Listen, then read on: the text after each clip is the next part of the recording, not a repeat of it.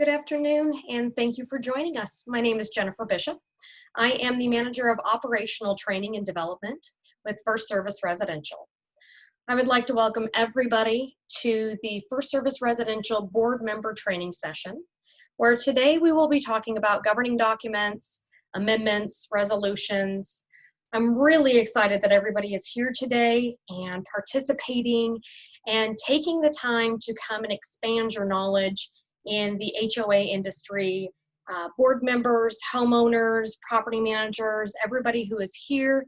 Thank you so much for coming to get a little bit more knowledge about your governing documents, how they can help you, how you can do amendments to your governing documents, the difference between amendments and resolutions, and so much more.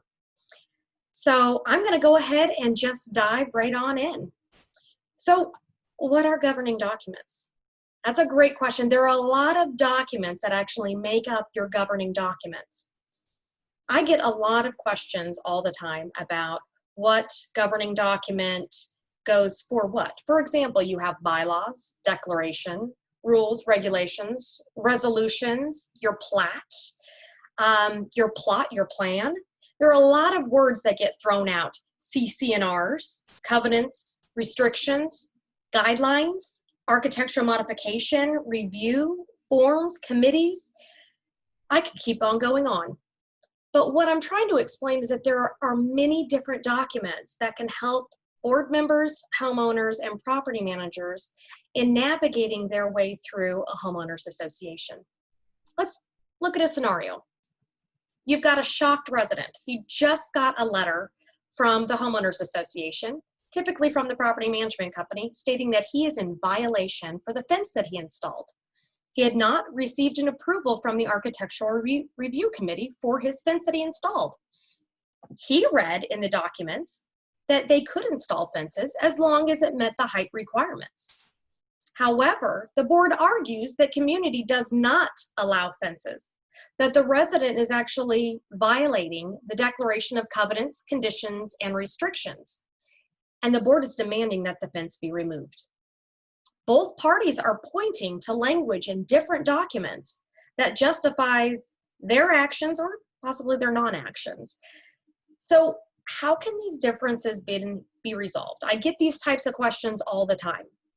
You have the homeowner who sees that in this document, he can install a fence, but the board is stating that in the declarations or another document that fences are not permitted. So who is right? Who is wrong? Will the fence need to be removed?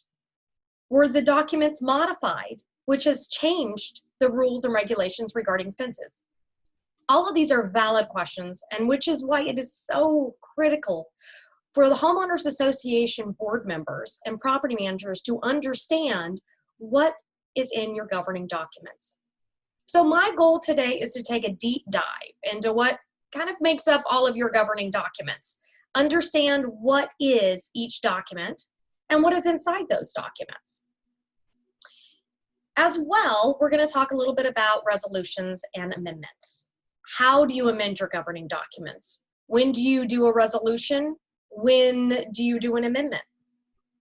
So let's talk about why governing documents are important, okay? So they protect the association members. They are spelling out your rights and responsibilities, or the rights and responsibilities of all the members in your association. So your governing documents also are supported by the local ordinances, state statutes, federal regulations. Those are extremely important when we're looking at what is permitted and what is not permitted in a community. They're also going to give board members the authority to actually govern by using those governing documents, providing for operation and regulations of the association. So they are giving you the ability as board members to say that this is in violation.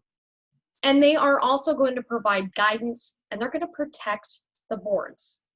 So it's very important. The greatest value lies in the fact that all these governing documents are agreed to by all homeowners in the association when they purchase their home.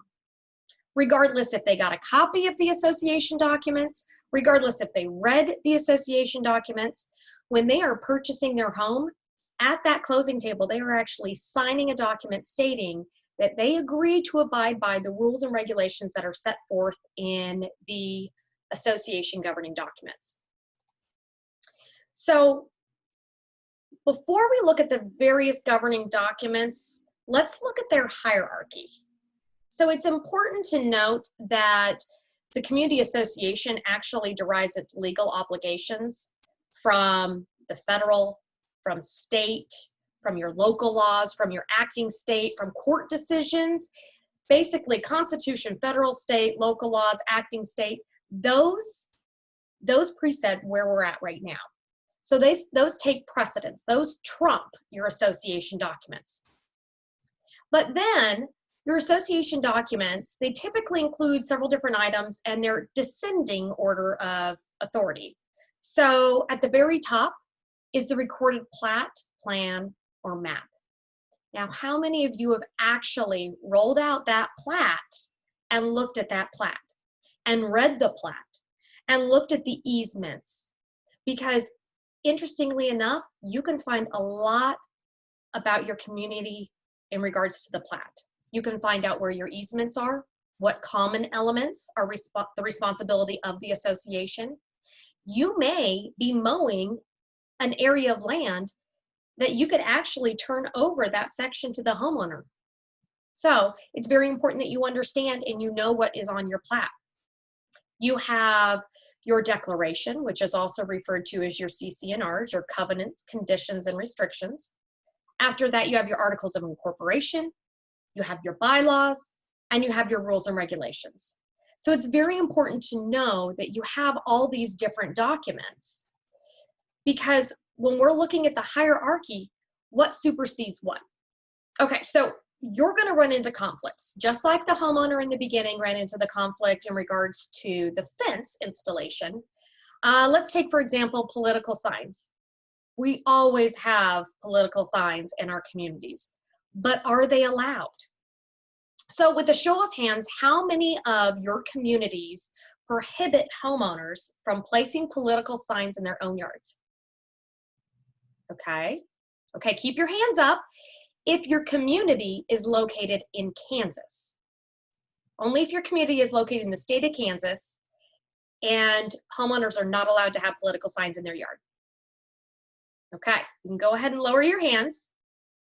Now, interestingly enough, let's look at this Kansas document. So this is a homeowners association, an actual document from a homeowners association in Kansas, and it states that no permanent or temporary sign of any kind shall be displayed to the public view or from any lot without the approval of the ACC, which is also in that community, the Architectural Review Committee. But here's where the conflicting document comes in. The Kansas Act actually states that political signs, which are less than 6 square feet, may be displayed on personal property during a period commencing 45 days before an election and ending 2 days after the election. So what that means is when we are looking at that hierarchy, the state act is going to trump what the governing documents state.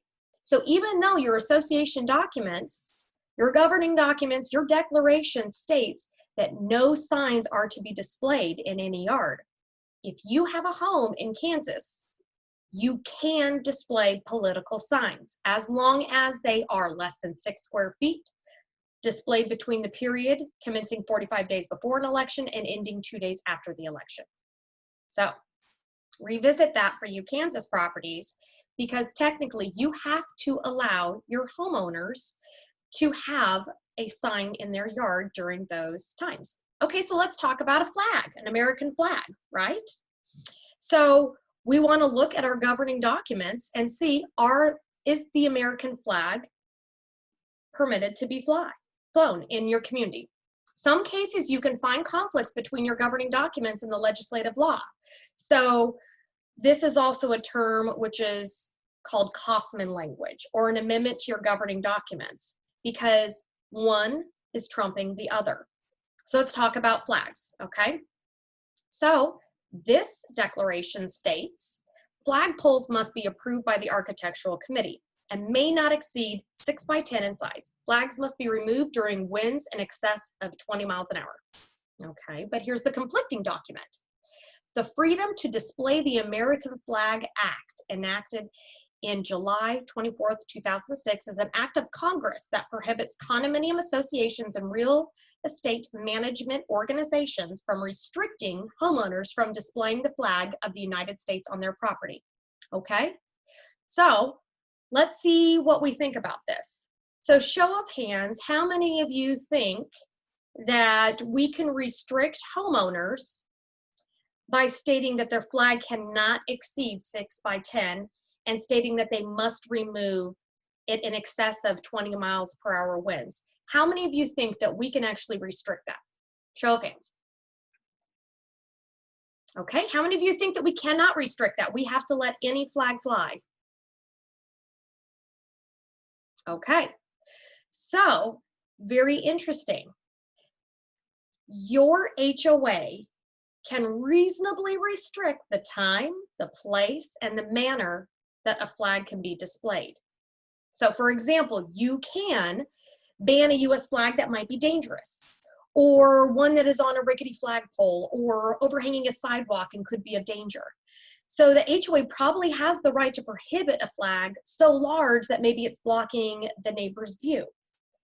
So as long as the association is allowing homeowners to fly that flag, they can put some reasonable restrictions on it. Okay, so let's talk about each document, because that's very important to understand what does each document contain. We already talked a little bit about the recorded map, the plat, the plan. So this is actually showing the precise location of units or lots. Units, when I talk about units, I'm talking about condominium properties. When I talk about lots, I'm talking about single family residences, villas, town villas. This is usually recorded in the county recorder's office before any lots or units are even sold. So this is done well in advance. This is when the developer is in control. The format and content usually will differ, so you'll see something that is a little bit different in each area. So let's take a look at this one.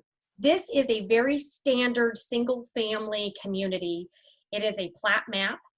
Now, these plat maps, again, as I said, they're on the very top of that hierarchy right under the state statutes. So that's very important. This is going to outline the lot and block of a specific unit. It's going to give dimensions of each lot. It's going to point out tracks. And a track is the common area. It's going to point out easements. It's going to also say who is responsible for what. So if you see that real fine print there on the right-hand side, that's actually extremely important. So when you look at that fine print on your plat map, each easement and track is outlined in there, and it gives an overview of what it means. So did you know, for example, do you know that a utility company has access to easements whenever necessary? So let that sink in. That's right. So you can come home from work today and there is a huge Google Fiber hole in your front yard. Absolutely, that can happen. They don't have to give you a heads up, and they don't have to ask your permission, because they have rights to that easement. They can come in, dig a trench through the easement area, lay cabling, cover it up with dirt, put some seed and hay, and call it a day. They are not obligated to actually restore that easement area to how it was found. So you want to know where your easements are, even on your own personal property. So take note of this. You want to know where your own personal easements are, because you do not want to install a fancy garden there or spend thousands of dollars creating a brick wall or a retaining wall when a utility can come in and go through that easement. So let's look at a landscaping easement, okay? So the plat map may actually deem an area that's a landscaping easement, and it may say, for example, no cut, no build. So in this one, it actually goes as far to say no live trees are to be cut or removed. And it also states that the landscape easement shall be installed and maintained by the Homes Association. Why is that important?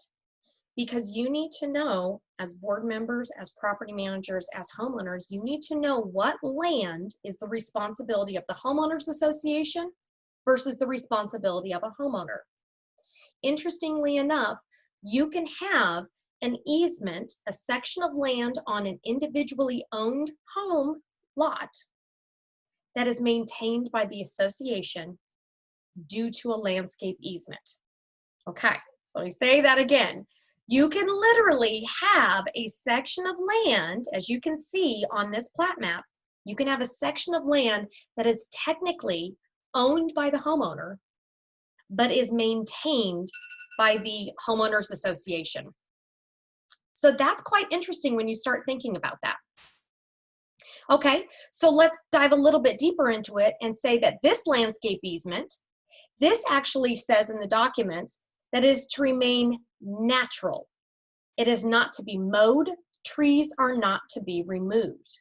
So that's an important one because you as an association can be saving a lot of money if you are not having to mow, maintain, remove trees from this certain section of land because it is a landscape easement.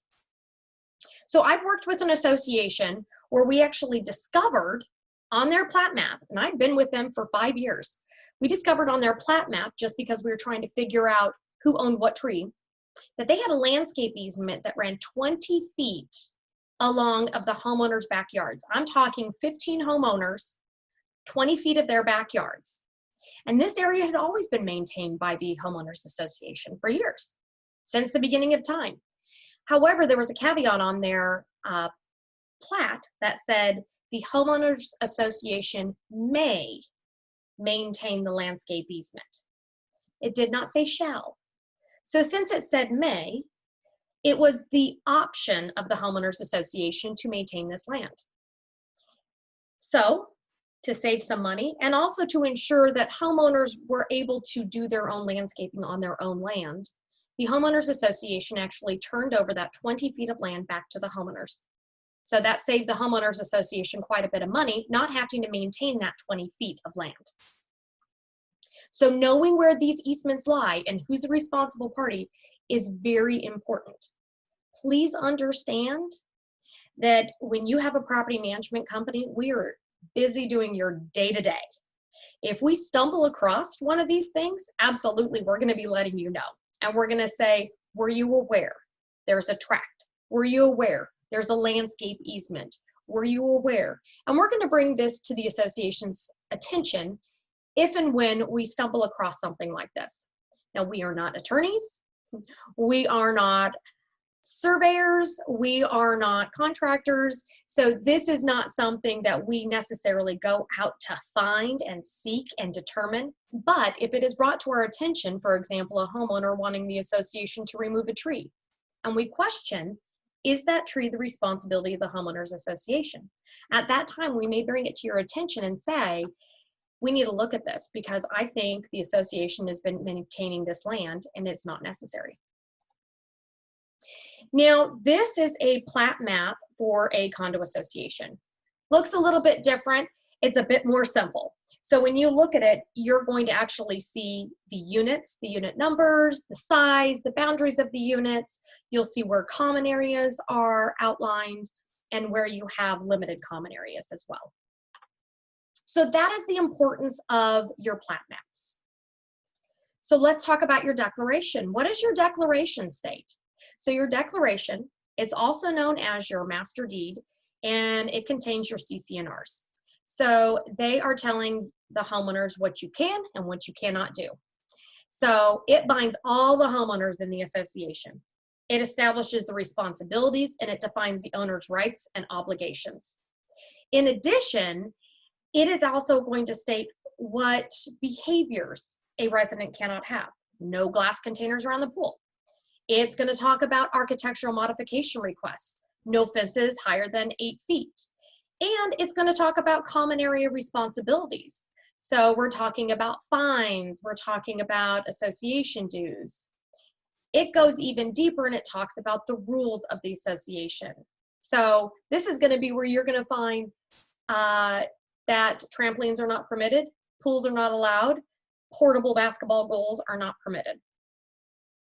So if, and let me pause for 1 second because I did say violation, and I want you to be very, I want to be very clear on something for you.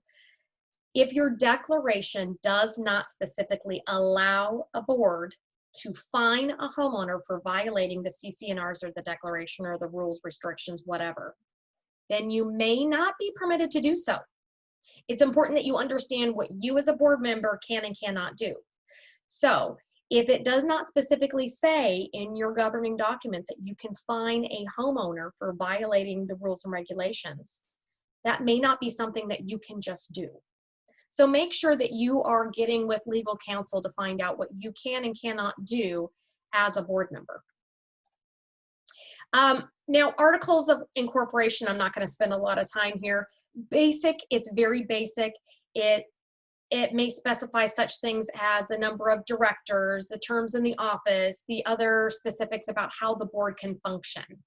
So when you look at this, it's very brief, it's very basic. It's going to give you the name, location, purpose, membership, voting rights, board of directors. This is not ordinarily something that a buyer or an owner reviews, to be completely honest with you. Most buyers, most homeowners, most board members are looking at the bylaws. They're looking at the declaration. They're looking, hopefully, at the plat map now.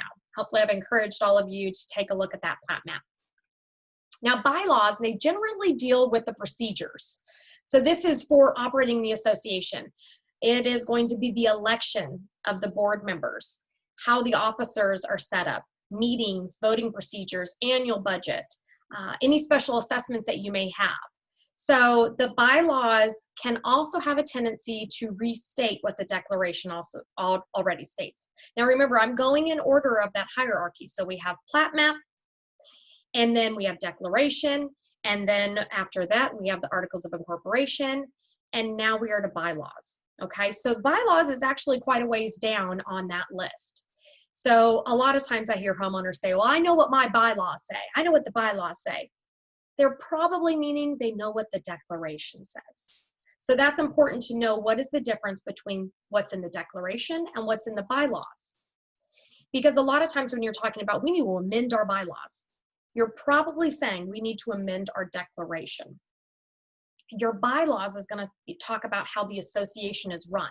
So voting rights, you're looking at meeting rules, how many people make up a quorum, how many meetings are you required to have, where is your meeting required to be held. Interestingly enough, some of your association documents for annual meetings may actually state that your annual meeting is to be held the second Tuesday in November at 7 p.m. at the clubhouse. Now, what if that date doesn't work for everybody? Does the association documents allow the board to change that date? If the association documents do not allow the board to change that date, maybe we're talking about doing an amendment to the bylaws, because we need to change that in order to allow the board to actually do their job.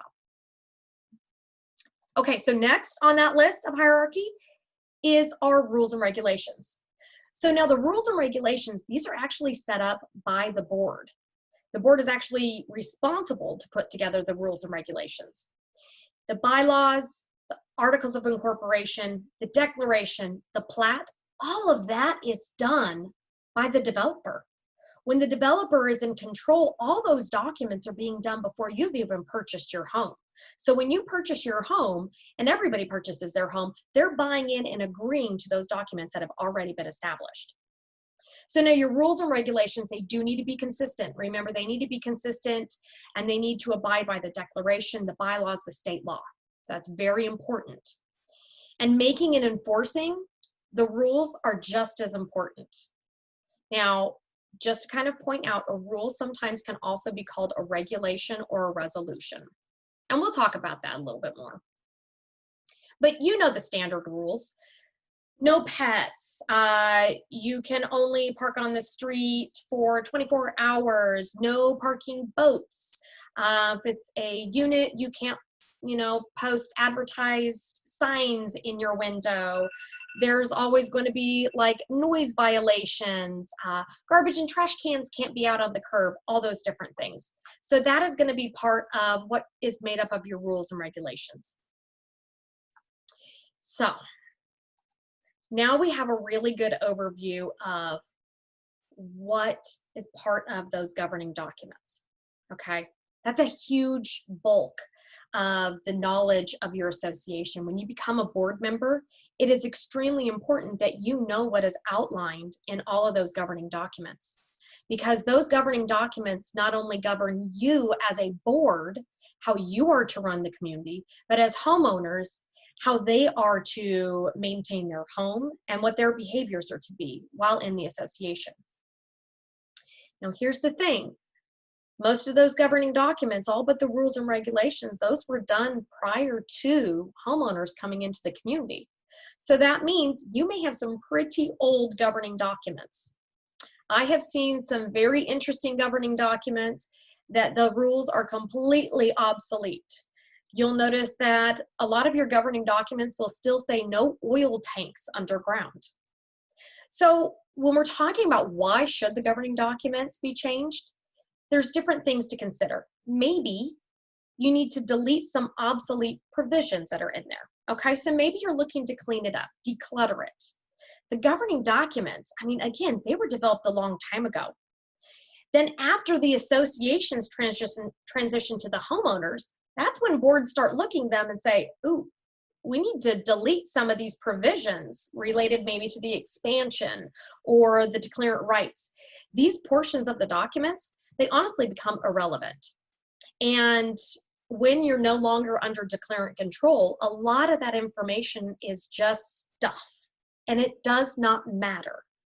We do have some associations who want to remove all of the information that is no longer relevant to their community. It's not necessary, absolutely not necessary, but you can if you choose to. Maybe you want to remove unforeseeable provisions. Okay, so here are some great ones. Federal laws, state statutes. So we talked about it before, flags. Maybe you want to change your declaration to match the federal act. Maybe you want to change your declaration to match the state statute about political signs. So a lot of times people will amend their documents to align with the federal and state laws. Or it could be that you want to clarify rights and responsibilities. And when I say that, you may want to change your governing documents to make it very clear what the rights and responsibilities of each homeowner are. Now, especially when it comes to homeowners' responsibility for maintenance and repair and replacement. This is huge in condominium world. When we're talking about condominium properties, you want your documents to be extremely clear as to what the homeowner is responsible for and what the association is responsible for. Now, you may have heard the term limited common elements and common elements. Common elements are the responsibility of the homeowners association.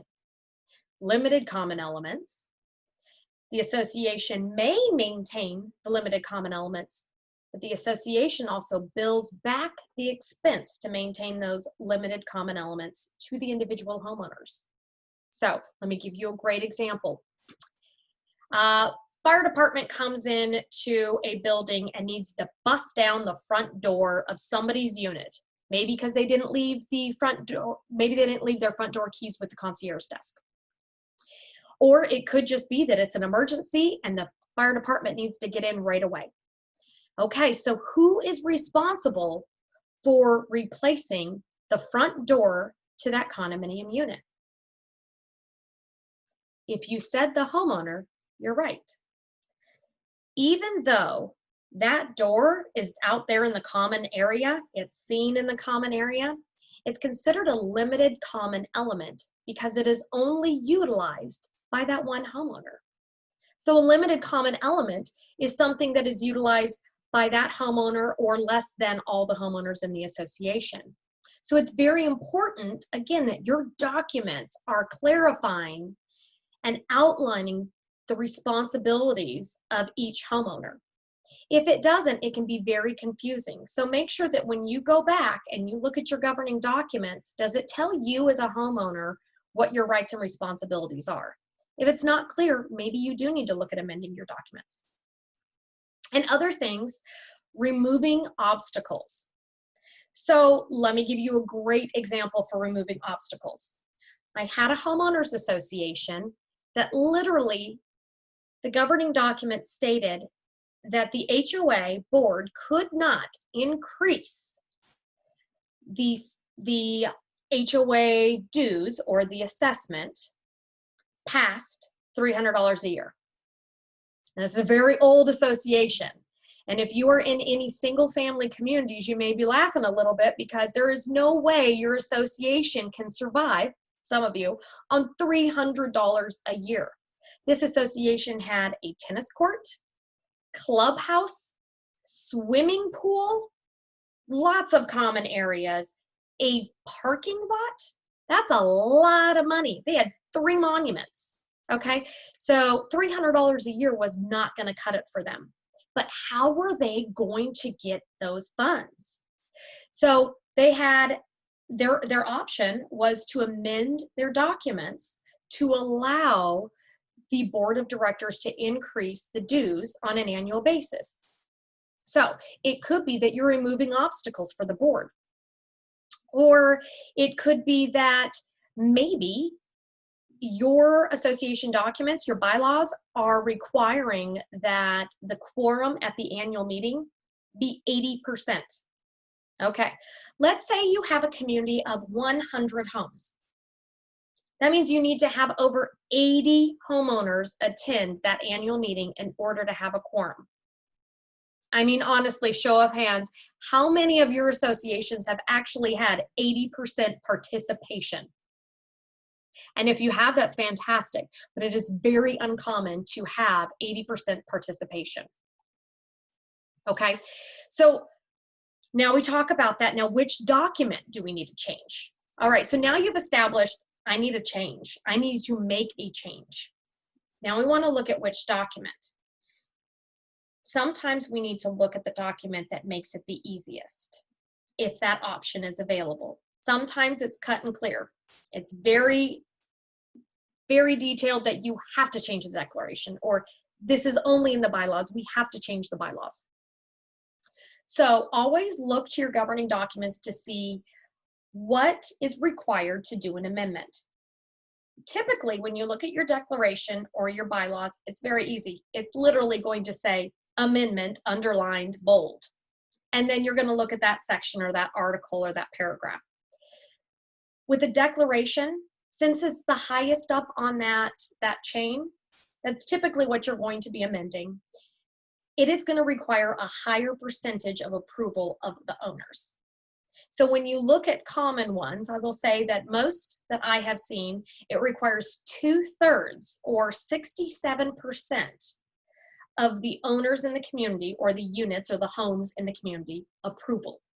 So that means 67% of all the homes need to vote in favor in order for this to pass. And usually it's going to require a special meeting.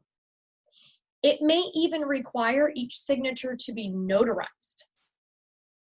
That's an impactful one, and we'll talk about that a little bit later. And it may need to be recorded as well. Your bylaws, now your bylaws may be a little bit easier to change.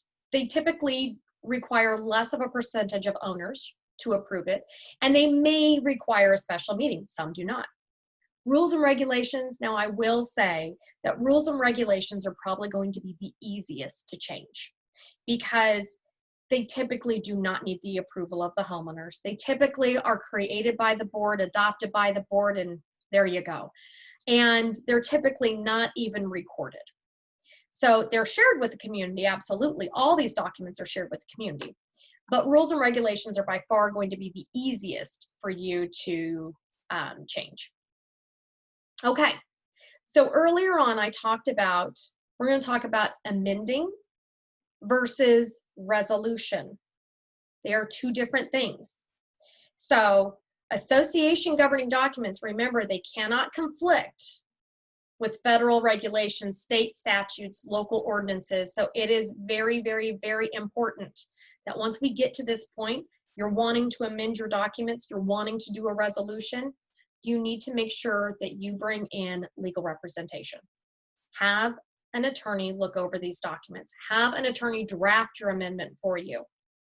And we'll get into that later, but let's talk about amendment. Okay, so amendment is typically when you're wanting to change the declaration, bylaws, or the articles of incorporation. It's typically when you want to change an existing restriction or possibly add a restriction or guideline that will remain constant. So I'm not saying that you're going to want to do an amendment to approve the paint color beige for your community. I'm saying that you want to approve an amendment that will possibly approve the exterior structure, something that is constant.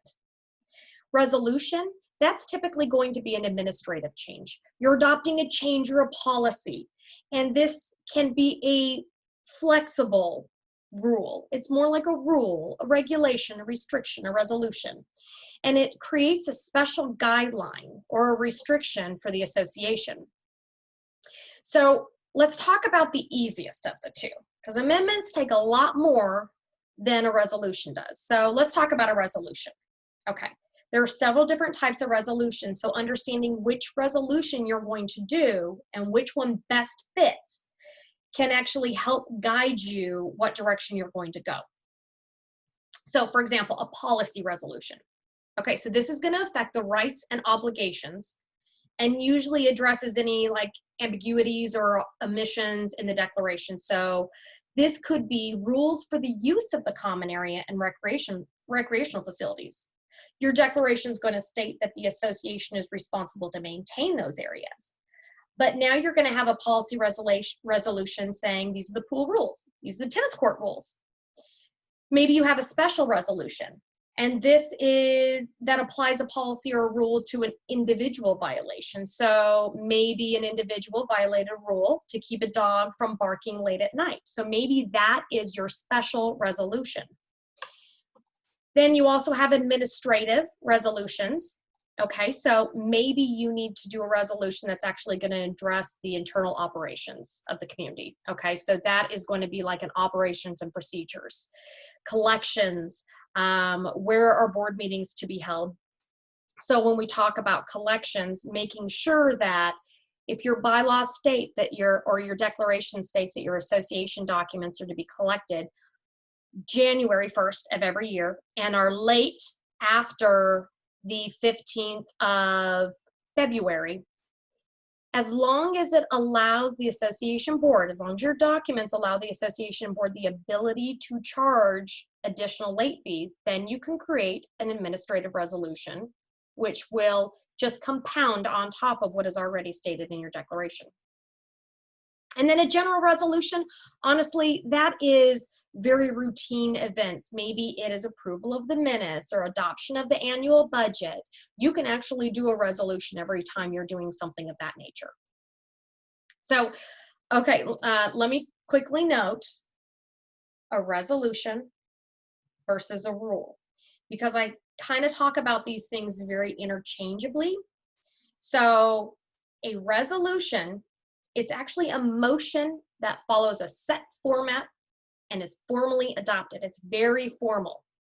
After you adopt the resolution, typically an association's legal counsel reviews the resolution for accuracy, but after you adopt it, it's signed, it's put on the community website.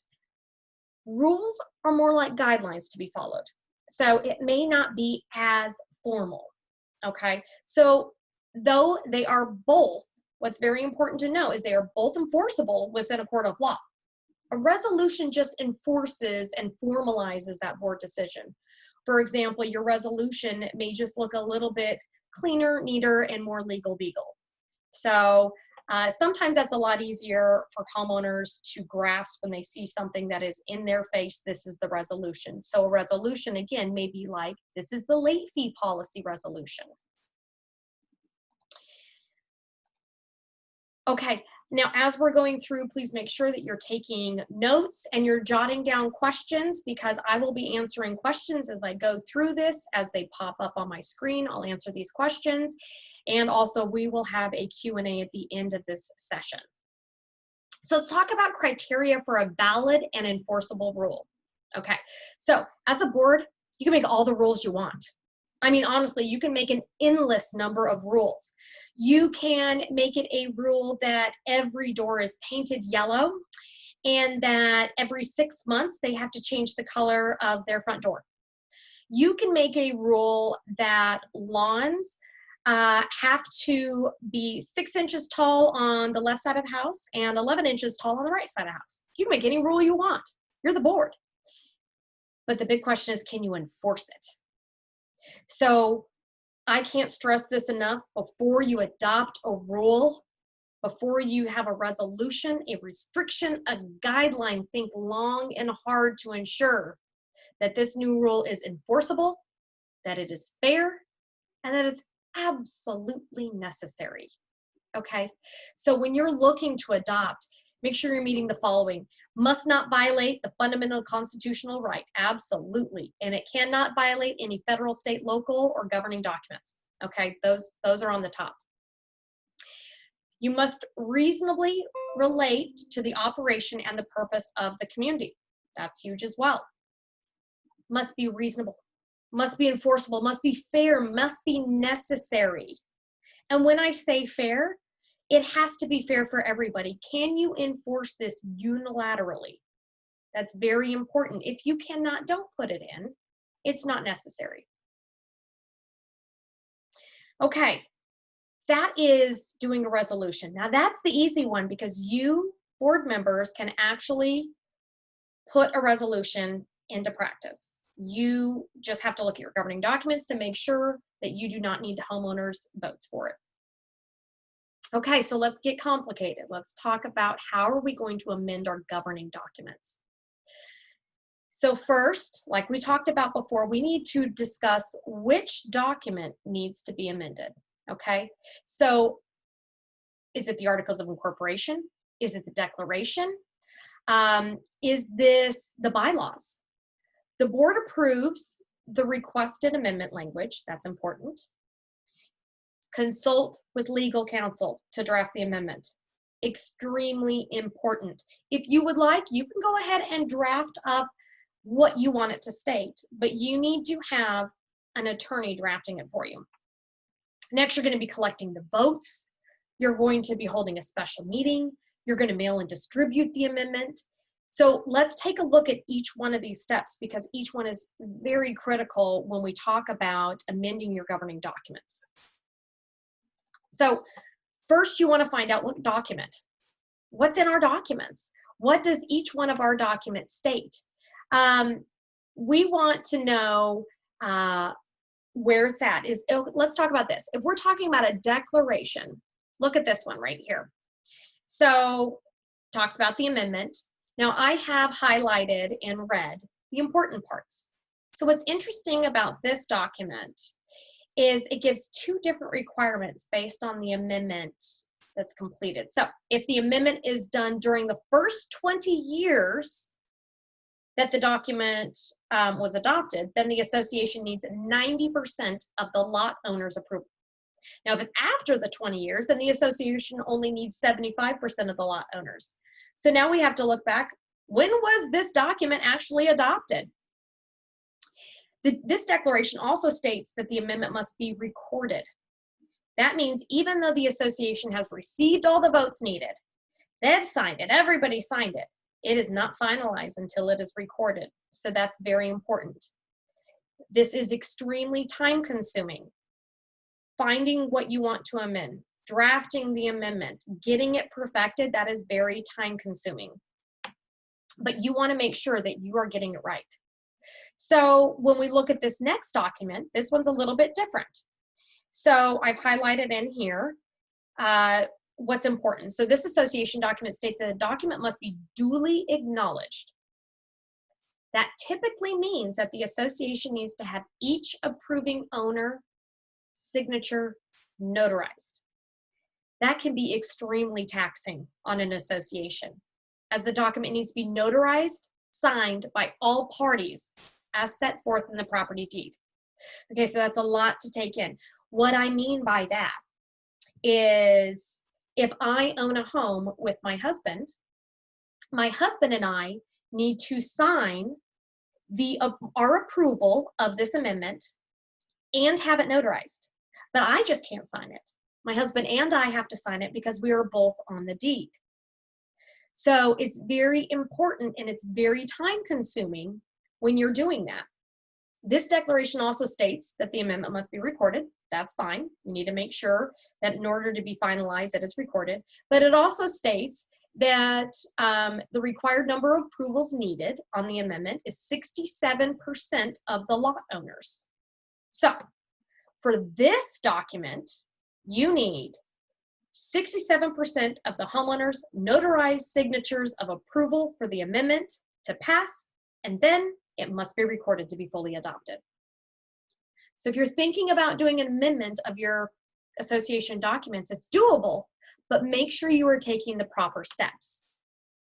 Fortunately, since you are attending this training, after the training, you will also receive an email that has a helpful guide to amending your documents. It will have all this information that we have discussed today, so then that way, when you walk away from the meeting today, the training today, you're not going to say, wait, what did she say?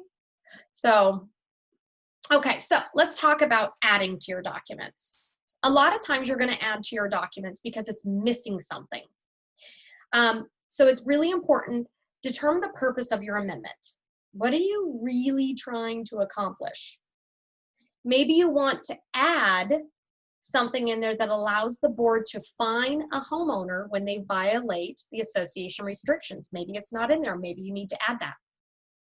Or maybe you want to add something in there that allows you as the board of directors and the association to charge an initiation fee to build up the reserve account. So if you look at this, this is an example of an actual amendment that was done. And what now this is doing is it adds to their declaration the ability for the association to charge a $500 initiation fee payable by every new lot owner.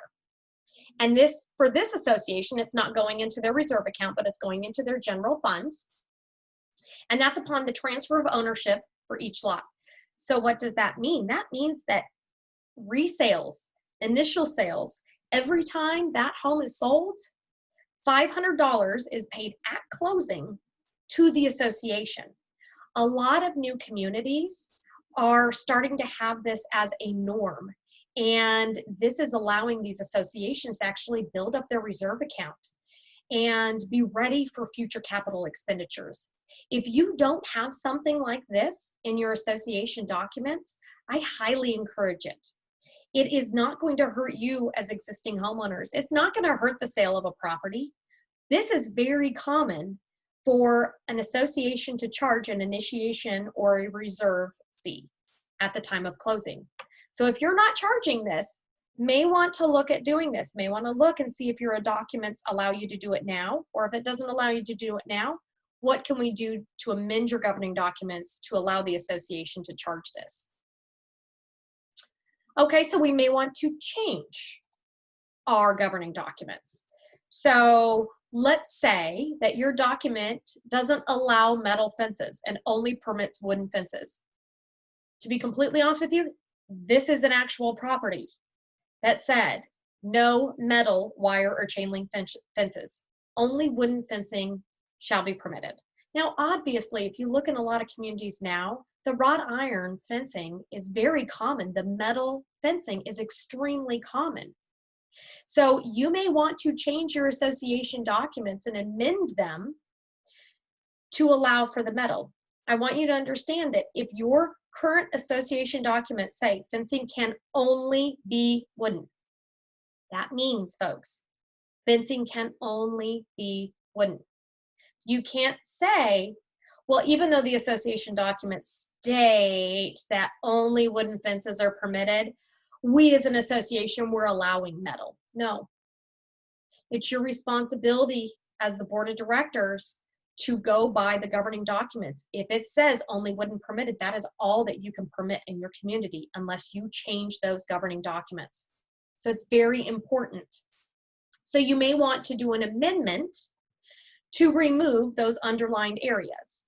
So now it will allow metal fencing in the community.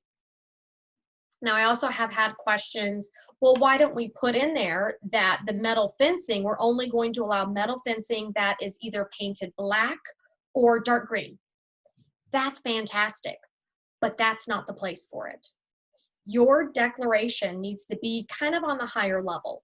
So you need to put in there, yes, we're going to allow metal fencing, but that comes to the rules and regulations or a resolution when you start to get specific and you say that metal fencing is permitted. However, it needs to be painted either black or dark green. Or maybe you have an architectural guideline that states, or a policy that states fences must be painted black or dark green.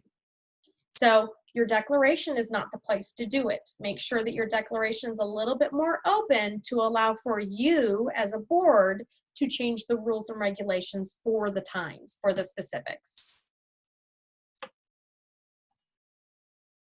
Okay, so next on that list, we were talking about consult with legal. Okay, so now we know what document we want to change. Now we know what we want to do, okay? So we have decided we want to add to our existing governing documents that we want an initiation fee, and we want to change our governing documents to allow metal fencing. That's fantastic. Why get an attorney involved? Simple. These are legal documents. They're legal documents, folks. We need to make sure that we have legal representation when we are making these changes. It ensures accuracy of the amendment. You're going to confirm that the requirements to amend, pointing out any contradictions. That's very important because most of the attorneys that FirstService works with, they work with homeowners associations all the time. They read governing documents all the time. They understand this. So it's very important that we bring them to the experts and allow them to let us know, oh, does Kansas state statute say something that contradicts this? Oh, does Missouri state statute say something that contradicts this? Or is this a federal act that contradicts what we're wanting to do? And they'll also assist in recording the document. So that's important as well. Okay, so we're on the next step. We have determined that we want the declaration to be amended. So we want to add that we want a $500 initiation fee, and we've also determined we want to change the declaration to state that metal fencing is permitted. We've gotten with our legal counsel. Our legal counsel has now drafted this amazing amendment for us. Now we're ready. Let's get it approved. So if you can imagine, we just did all that and we haven't even sent it out to the homeowners for approval yet. So now we're at that step. So we've done our homework. We've determined everything. Communication is the key at this point, because you want to communicate, effectively communicate to your homeowners what the board is proposing. But we want to make sure that they understand that not only is this going to affect them as homeowners, but also the future homeowners. So make sure that you as board members and property managers are communicating this to the homeowners. Mail, email, have an event, do a special meeting, review it. It's all very, very important. So make sure you're notifying your homeowners. Know that all your homeowners do not have email. All your homeowners are not on the community website. All your homeowners may not open their mail either. So it's good to put it out on all different avenues. When you send out, and you're going to want to hold a special meeting. Very important that you're holding a special meeting because we're amending the declaration. We want to send out a copy of that amendment, but don't just send out a copy of the amendment.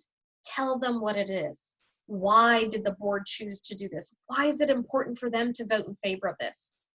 And then sending out that ballot, proxy ballot, or signature page, whatever is required by your governing documents. So there we go, we've communicated it. Now we need people to actually sign, and that's where it can be very cumbersome.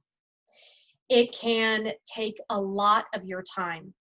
So don't wait until your special meeting to collect all the approval votes, because that's not going to happen.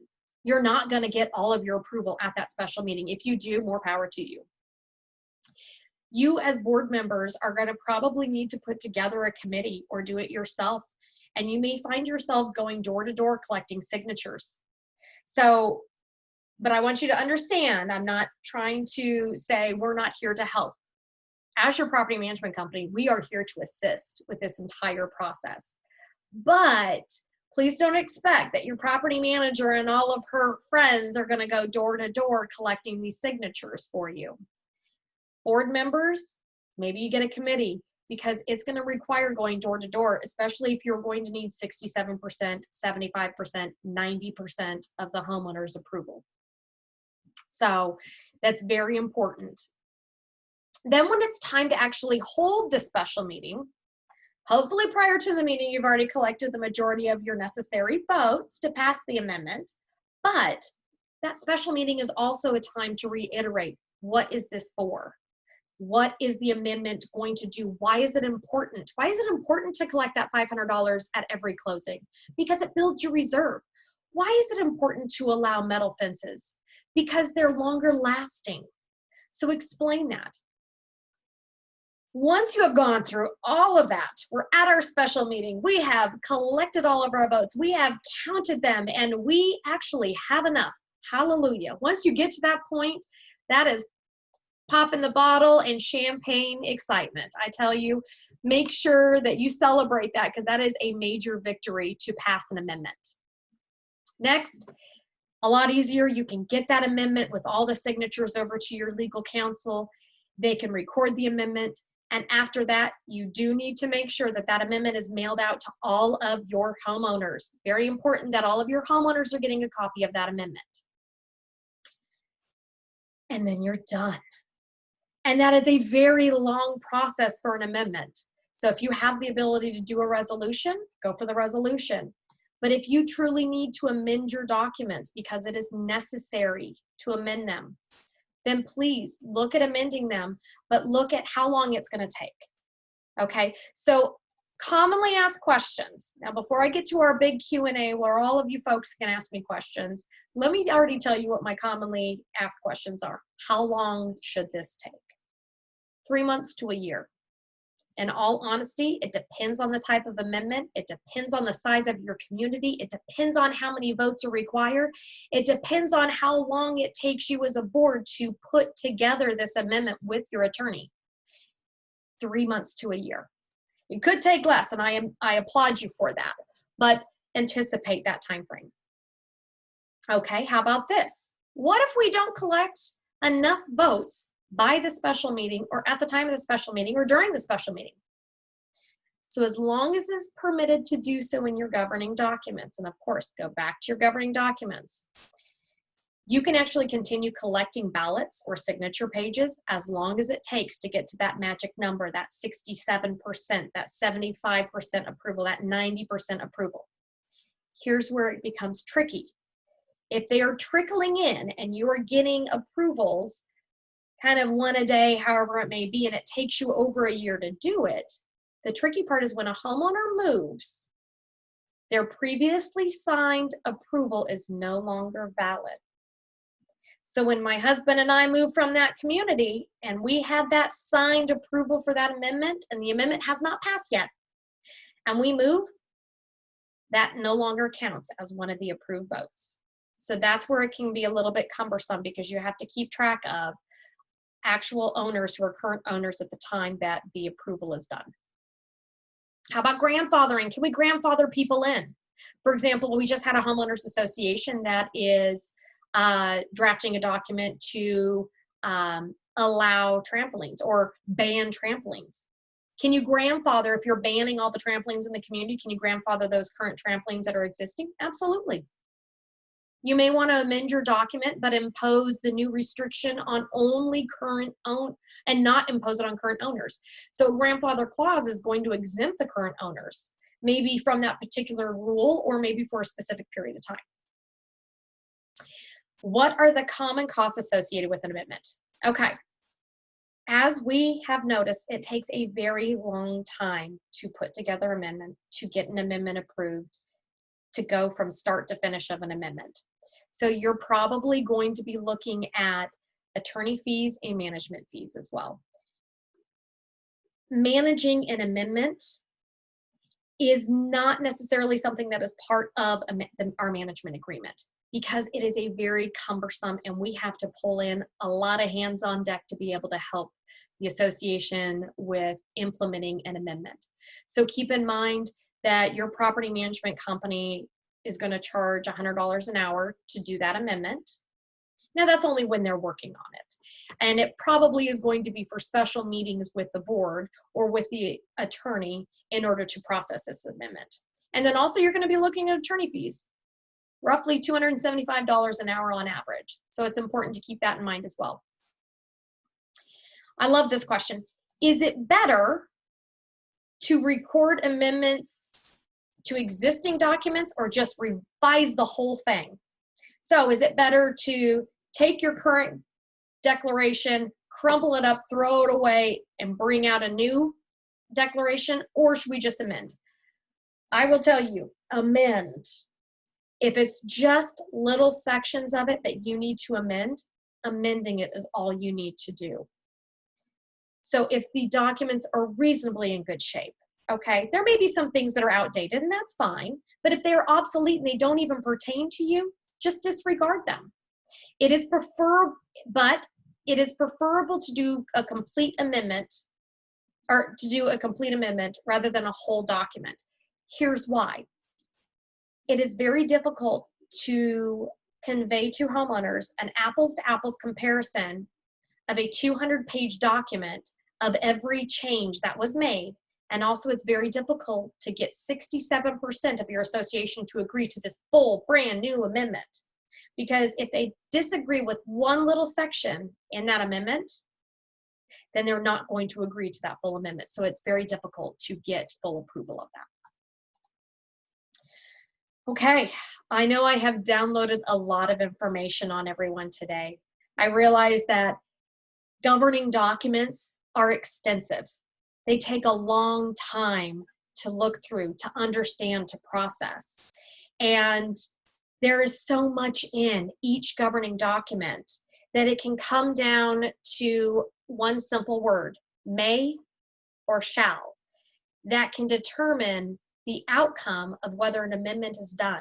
It can determine the outcome of whether the homeowners association is maintaining a common area or an easement, or if a homeowner is going to maintain that easement. So it could be as simple as the association may maintain that landscape easement, or the association shall maintain that landscape easement. So it's very important to understand what your governing documents can do for you as a homeowners association, and how amendments and resolutions can help you to build on those governing documents and make them work for you as a homeowners association. Well, I appreciate everyone's time. I appreciate everybody taking a moment today to review this information with me. I know that as board members, you are volunteers, and it is a very difficult position that you are in, volunteering to oversee governing an entire association. So from all of us here at FirstService Residential, we appreciate you, we value you, we are here to support you, and to be able to work together to make your community exactly what you want it to be, and help add value not only to your board, but add value to the homeowners association. We do these quite often. I invite you to come back to another one of our board trainings. We have different topics that we discuss, but today I value you, I appreciate you, I applaud you for coming out and learning a little bit more about your governing documents, amendments, and resolutions. So now we'll take time for questions.